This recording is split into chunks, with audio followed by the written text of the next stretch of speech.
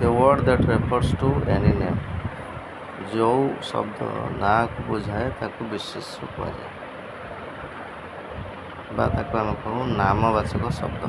जो नाउन है नामवाचक शब्द दैट इज अर्थ कौच बोले कौ ना गुड़ा the name of any person जमीक एनी पर्सन और पर्सन्स नाउन क्या बुझाए ना कौन सी व्यक्तिर ना बा व्यक्ति मानकर ना जमीक राम हूँ गोटे व्यक्तिर नाम फार्मर कहले गोटे फार्मर को बुझाए बा फार्मर मान बुझाए डॉक्टर्स माने डाक्तर माने कहूँ एनीथिंग और थिंग्स माने कौन सी वस्तु बा वस्तु गुड़िक जमीक टेबल गोटे वस्तु ना चेयर्स वस्तु गुड़िक ना। नेक्स्ट है एनी एनिमल और एनिमल्स कौन सी प्राणी बा प्राणी समूह जमीक डग है गोटे प्राणी नाम लायन्स है प्राणी मान नाम पशु मान नाम। नेक्स्ट है एनी बर्ड और बार्ड्स अर्थात कौन सी गोटे पक्षी बा पक्षी मान ना जमीक क्रो है काऊ काऊ है गोटे पक्षीर ना पिजन्स माने पारा पारा पारा गुड़िक ना एकाधिक पक्षींकर ना सेमती कहूँ एनी फिलिंग्स कौन सी गोटे अनुभव जमीक पेन प्लेजर पेन मान जंत्रणा प्लेजर मान खुशी कहूँ एनी मैटर कौन सी घटना जमीक फ्लड है फ्लड माने बड़ी पानी अर्थक्वेक माने भूमिकंप फेस्टिवल माने पर्व एनी न्यूज न्यूज माने घटना बा खबर जमीक पिला कहले एक्सीडेंट दुर्घटना सेलिब्रेशन उत्सव एनी क्वालिटी कौन सी गुण ओके अर्थ जमी आंगर माने राग इनोसेंस माने निरीहता एटसेट्रा इत्यादि। नेक्स्ट आम देखा नाउन दी प्रकार गोटे है काउंटेबल नाउन गोटे है अनकाउंटेबल नाउन। फास्ट आम देखा काउंटेबल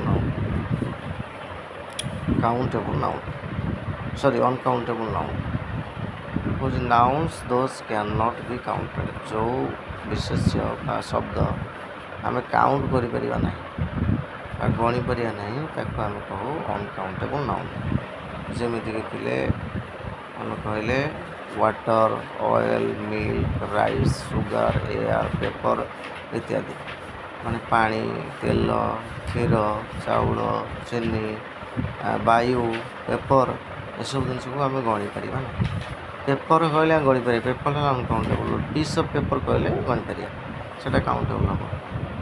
नेक्स्ट है अनकाउंटेबल अनकाउंटेबल कौन अनकाउंटेबल सॉरी काउंटेबल नाउन है जो नाउन को आम गणी पार जो जिनस आम गणी पार सी है काउंटेबल दी प्रकार गोटे सिंगुलर आ गोटे प्लूराल सिंगुलर एवं प्लूराल देखो सिंगुलर प्लूराल पेन है गोटे पेन पेन्स जो बहुवचन हम बा एकाधिक हम से एस जोग करवा कि ईएस जोग करवा सूत्रानुसार book books egg eggs ball balls man men woman women people हूँ सब बहुवचन। Next child children dog dogs cat cats mango mangoes bus buses इत्यादि। तापर देखा ए आन माने गोटे ये दुईटा आर्टिकल कहुए ये दुईटा सिंगुलर काउंटेबल नाउन पूर्व बसे ए कौटी बस कहूँ a singular countable noun beginning with consonant अर्थ जो शब्द कॉन्सोनेंट बा व्यंजन वर्ण आरंभ ता पूर्व आम ए बसवा जमी पे कहले a dog a cat a pen a book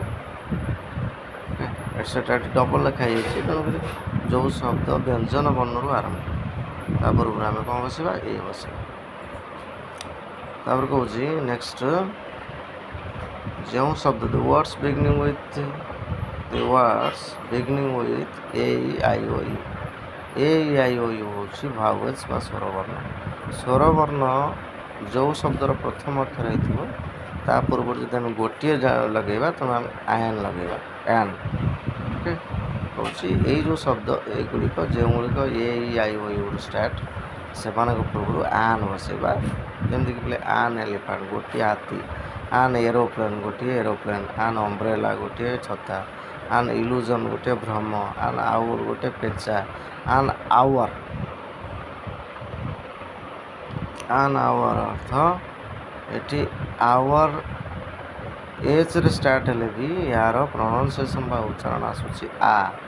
ତେଣୁକରି ଆମେ ଆ ପଛରେ କ'ଣ ବସେଇବା? ଆନ୍ ବସେଇବା, ଏ ବସେଇବାନି। ଯେହେତୁ ଏ ପ୍ରଥମ ଅକ୍ଷର ଆ ଆସୁଛି ଉଚ୍ଚାରଣ ବା ଭାୱେଲ୍ ସାଉଣ୍ଡ ଆସୁଛି, ତେଣୁ ସେଠି ମଧ୍ୟ ଆନ୍ ବସିବ, ଏ ବସିପାରିବ ନାହିଁ। ନେକ୍ସଟ ଦେଖ ME school, an ME school. ME school ଏମ୍ରୁ ଷ୍ଟାର୍ଟ ହେଲେ ବି ଏହାର ଉଚ୍ଚାରଣ ଆସୁଛି ଏ, ଭାୱେଲ୍ ସାଉଣ୍ଡ। ତେଣୁକରି ଏଠି ମଧ୍ୟ ଆମେ ଆନ୍ ବସେଇବା। ନେକ୍ସଟ ଆର୍ଟିକଲ୍ ହେଲା ଦି। ଦି କେଉଁଠି ବସିବ ନା ଦି ବସିବ ନୋନ୍।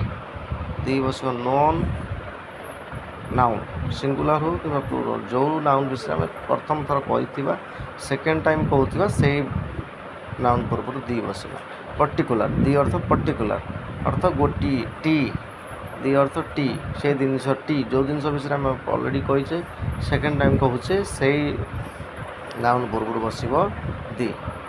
ଦେଖ ପିଲେ କହୁ ଯେତେବେଳେ ଆମେ କୌଣସି ନାଉନ୍ ବିଷୟରେ ସେକେଣ୍ଡ ଥର କିମ୍ବା ତାଠାରୁ ଅଧିକ ଥର କହୁ ସେତେବେଳେ ଏ ଆନ୍ ବଦଳରେ ଦି ବ୍ୟବହାର କରାଯାଏ। ଏକ୍ଜାମ୍ପଲ୍ ପିଲେ there is a table, a table, there is a table. Second sentence ଦେଖ ଦି ଟେବୁଲ୍ ଇଜ୍ ବ୍ରୋକନ୍, ଅର୍ଥ ସେଠାରେ ଗୋଟିଏ ଟେବୁଲ୍ ଅଛି, so there is a table. Second ସେଣ୍ଟେନ୍ସରେ ଆମେ ଯେହେତୁ ସେଇ ଟେବୁଲ୍ ବିଷୟରେ ପୁଣି ଥରେ କହୁଛୁ, ଏଠି ଆଉ ଏ ଟେବୁଲ୍ ବି ନ କହି ଆମେ କହିବା ଦି ଟେବୁଲ୍ ଇଜ୍ ବ୍ରୋକନ୍, ଅର୍ଥ ସେଇ ଟେବୁଲ୍ଟି ଭଙ୍ଗା ଅଟେ। ତାପରେ କହୁଛି ଦି ଇଜ୍ ଜେନେରାଲି ନଟ୍ ୟୁଜ୍ଡ